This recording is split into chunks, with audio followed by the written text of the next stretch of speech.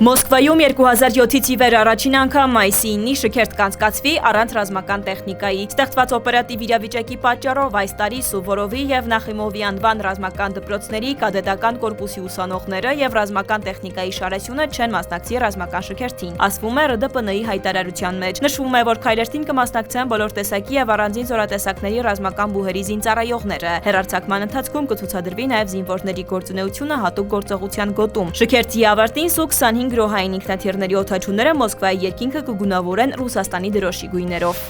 Թրամփը կրկին սպառնալիքներ է հնչեցրել Իրանի հասցեին, նա Truth Social-ում Իրանին կոչ է արել խելքի գալ։ Իրանը չի կարողանում իր գործերը կարգի բերել, նրանք չեն հասկանում, թե ինչպես կնքել միջուկային համաձայնագիր։ Ավելի լավ է շուտ խելքի գան, գրել է նախագահը կցելով գրառմանը արհեստական բանականությամբ սարքված իր լուսանկարը։ Նկարում նա զենքը ձեռքին կանգնած է, իսկ նկարի վերևում գրված է. այլևս ոչ մի միստր լավ տղա։